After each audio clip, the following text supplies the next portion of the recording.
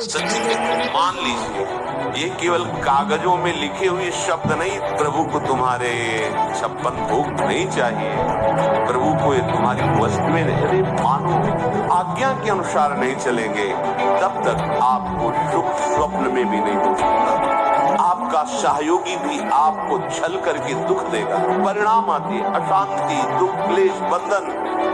चाहते हैं सुख, अरे भ्रम छोड़िए, मान के जान जाओगे और जान के वही हो जाओगे। कौन सी कामना ऐसी है हमारे प्रभु के लिए दुर्लभ है?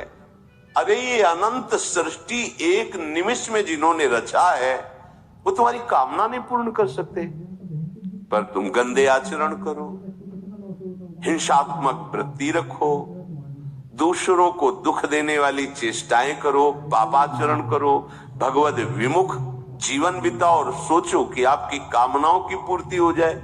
नहीं, आपको दुख भोगना पड़ेगा। यदि आप शास्त्र के अनुसार, भगवद वाणी के अनुसार चलो, तो आप देखना एक दिन आप निहाल हो जाओगे। पर हमारा धैर्य इतना नहीं रह गया है। वर्तमान की क्रिया वर्तमान में तत्काल सुख दे, वो चाहे पापाचरण क्यों न हो, चाहे हिंसात्मक वृत्ति क्यों न हो, हम लोग अपनी बुद्धि को खो चुके हैं, मलिन कर चुके हैं। परिणाम आते अशांति, दुख, क्लेश, बंधन, और चाहते हैं सुख। अरे भ्रम छोड़िए, भगवद वाणी का मनन करो और उसे आचरण में उतारो, सुखी हो जाओगे, निहाल हो जाओगे। ये माया की ऐसी चाल है जो आपको फंसाती चली जाएगी। आप जब तक शास्त्र विरुद्ध आचरण करेंगे तो शब्द याद रख लीजिए, आप भयभीत रहेंगे, आपका मन विषाद से, खेद से युक्त रहेगा। आपकी सारी सुख सुविधाएं जो जमा हैं, उनसे आपको बिछुड़ना पड़ेगा, वो नष्ट होंगी। आपका सहयोगी भी आपको छल करके दुख देगा। आपके प्रियजन ऐसी चेष्टा करेंगे कि आप जलोगे, मैंने इनके लिए किया था और ये ही हमारा साथ नहीं दे रहे।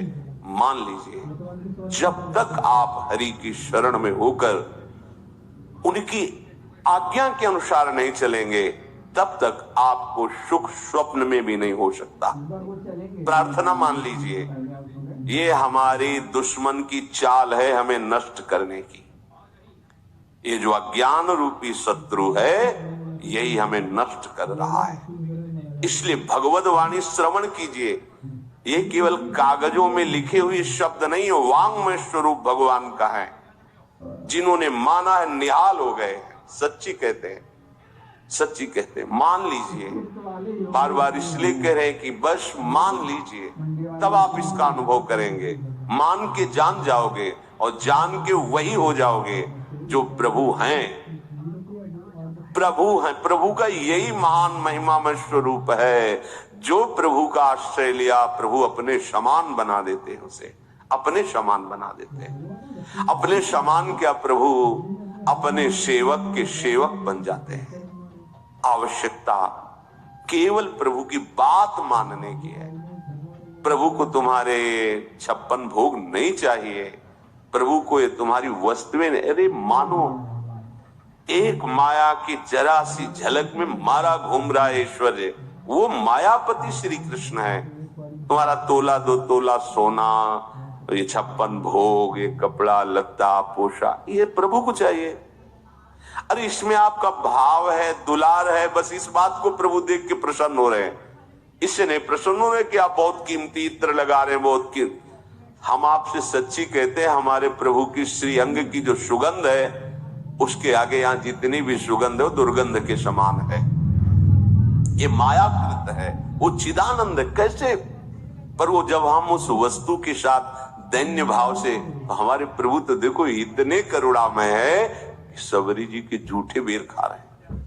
इतने करुणामय है, विदुरानी के हाथ से केले के छिलके खा रहे हैं और वाह वाह कर रहे हैं। इतने करुणामय है, सुदामा जी के तंदुल खा करके लक्ष्मी प्रदान कर रहे हैं। कैसी कैसी महिमा! आप देखो हमारे प्रभु को। क्या प्रभु को वस्तुएं चाहिए?